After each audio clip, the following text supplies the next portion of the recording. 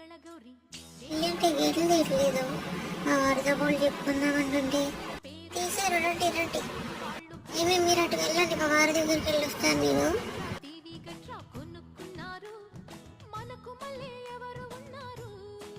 అబ్బబ్బా, మా వాడు ఏం చేస్తున్నాడు ఏంటో, ఒక్కొక్కళ్ళు ఒక్కొక్క వండి వేసేసారు. వాడితో అట్లా తింటున్నాడో లేదు, ఏరీనా ఇంకా రావట్లేదు.